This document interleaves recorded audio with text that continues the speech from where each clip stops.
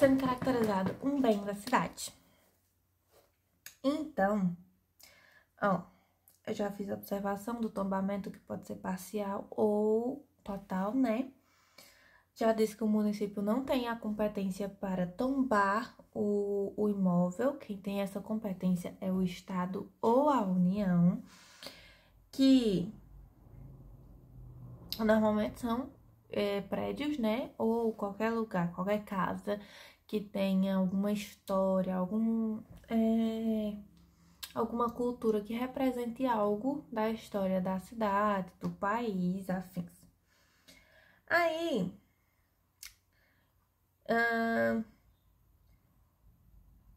deixa eu ver. Sim, aí, por exemplo, o que é que isso quer dizer? O tombamento, né? Patrimônio histórico cultural tombado.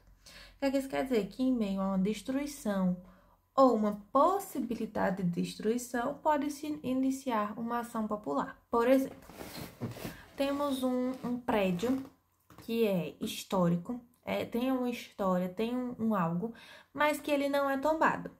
Ele não tem nenhuma... como é um negócio que a cidade faz?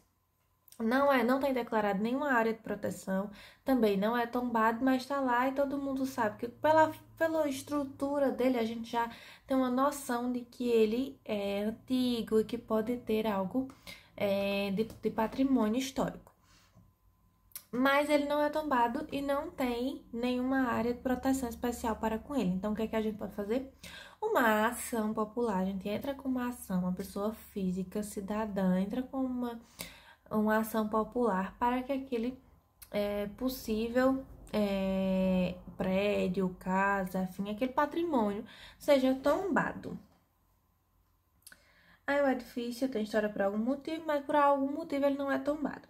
Então, não possui uma proteção necessária e a ação popular seria para proteger ou exigir tal tombamento e, consequentemente, também protegê-lo de acordo para não acontecer a destruição ou deterioração daquele lugar. Outra observação. O proprietário de lugar tombado, de patrimônio tombado, não pode vendê-lo. Viu? Quem propõe uma ação popular é uma pessoa física, um cidadão, que eu já expliquei o que é. Normalmente, em regra, a ação popular é gratuita, mas salvo a má-fé, que caso comprovada a má-fé, a ação popular será paga tanto as custas processuais quanto os honorários de sucumbência, que também já foi dito a vocês, de acordo com o artigo 5º, inciso 73. A ação popular tem 2 efeitos. Erga omnes, que se aplica a todas as pessoas que se enquadram na situação debatida na ação popular, ou o ultra partes, que aplica-se às pessoas que se enquadram na situação fática debatida, desde que pertençam ao mesmo grupo, à mesma categoria ou à mesma classe. Para além da ação popular, podendo ser estendida a outras categorias, que são as que eu citei. Mesmo que não componham a ação, mas que são afetadas. Ou seja, erga omnes afeta todo mundo, toda uma sociedade, né, geral. É o erga omnes, né? Deixa eu confirmar. Isso mesmo, erga omnes, todo mundo cumpre a decisão, afeta todo mundo.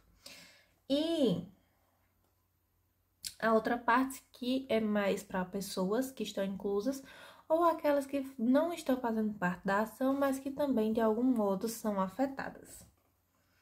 A súmula 365 do STF diz que pessoa jurídica não tem legitimidade para propor uma ação popular. Inclusive, vocês marquem isso, porque a Ana Priscila já disse que é bom marcar para a prova. Quem pode ser a legitimidade ativa? Qualquer cidadão, ou seja, uma pessoa física, acompanhado de advogado, com regularidade nas obrigações eleitorais. E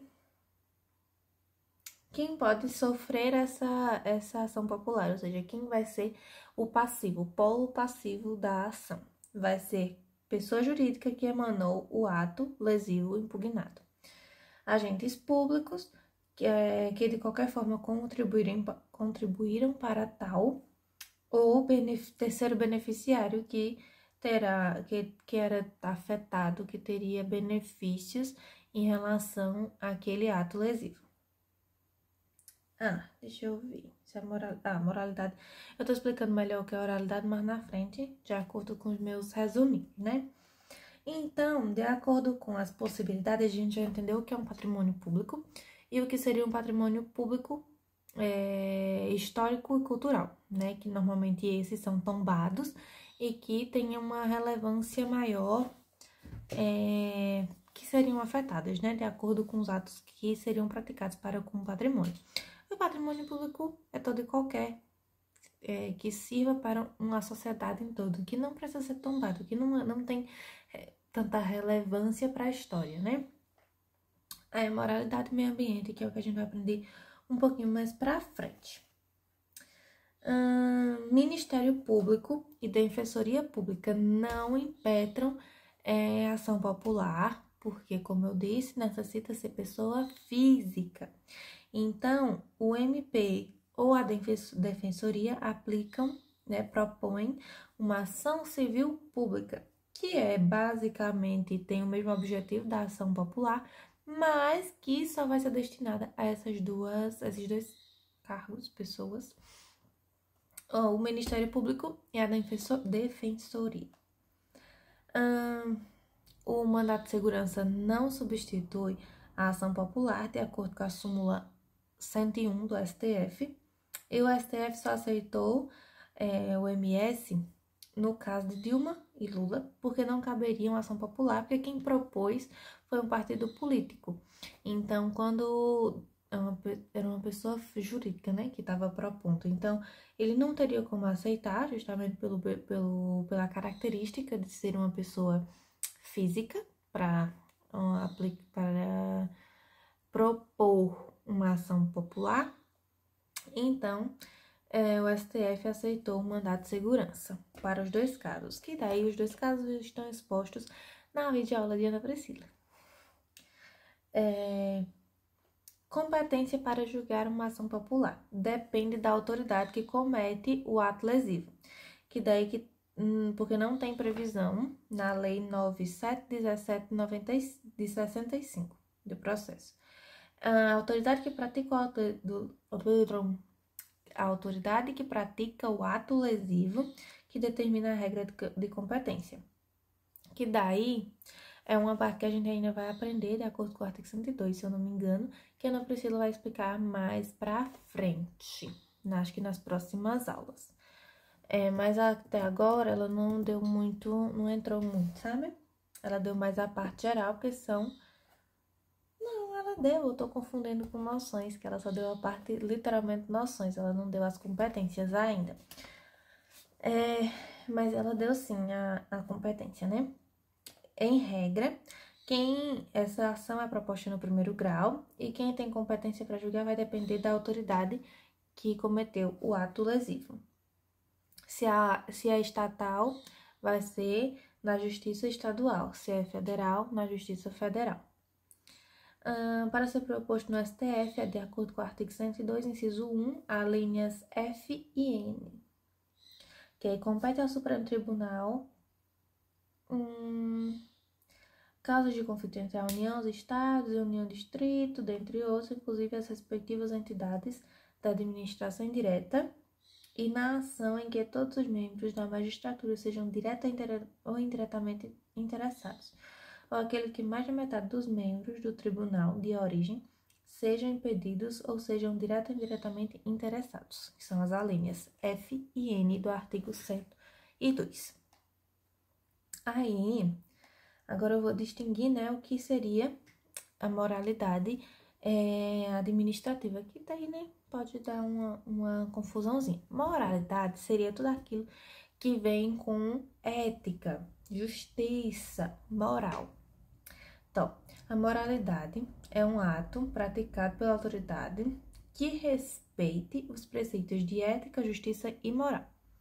Ou seja, se a autoridade pratica corrupção, decisões de interesse particular, considerados atos imorais, viola a moralidade administrativa. Ou seja, se a pessoa, o agente público está lá e pratica algo que seria de interesse mais dele do que geral, ele é imoral, visto como imoral, ele está afetando a moralidade administrativa. Que pode ser um ato legal, apesar dele tomar uma decisão, por exemplo, que seja legal, de acordo com o cargo dele, mas que seja afetando a ética, a moral, é um ato imoral, afetando a moralidade administrativa. A observação do Ministério. O Ministério, como eu já relatei, em tese, não pode propor uma ação popular. Porém, ele pode substituir uma pessoa que entrou. Por exemplo, eu entrei com uma ação popular e não movimentei o processo. Meio que abandonei o processo, deixa eu ver, por 90 dias, contados a partir da terceira citação por edital publicado no Diário Oficial. Eu abandonei o processo, não dei mais notícia e é algo relevante. Então, o juiz vai lá e cita, pergunta, né? Se o Ministério quer assumir aquele caso para que não seja arquivado sem resolução do mérito, né? Então, aí nessas circunstâncias, o Ministério Público poderia assumir, me substituir na ação popular e, consequentemente, se tornar um polo ativo na ação popular. Que aí, ó, de início, originalmente, a propositura da ação popular é de uma pessoa física, um cidadão. O MP não pode ter legitimidade ativa, que foi o que eu já disse lá em cima, não propondo uma ação popular, e sim ação civil pública, mas ou seja, o Ministério Público, pode substituir, caso queira, uma pessoa que abandonou o processo, a ação. Caso a pessoa X não movimente o processo, abandonando-o, o juiz pode convocar o Ministério Público para saber se este tem interesse de assumir a legitimidade ativa do caso, no intuito de não extinguir o processo sem resolução, e essa desistência, abandono, tem que ser por 90 dias, contados a partir da terceira citação, ou seja, de 3 citações por edital no Diário Oficial. E a última observação sobre a ação popular é que o artigo 10 da Lei 47.1765, 4.717 de 1965, não foi recepcionado pela Constituição, ou seja, não tem validade, que seria para pagar as custas processuais, se eu não me engano, referente ao artigo, o que o artigo diz, né, da lei. Mas, como em regra, a ação popular é gratuita, não tem como enquadrar isso se a ação é gratuita, não tem como eu pagar, salvo em má fé. Então, galerinha, a ação popular foi isso. Aí agora eu vou gravar e subir pro YouTube a parte de noções gerais de constitucionalidade e inconstitucionalidade.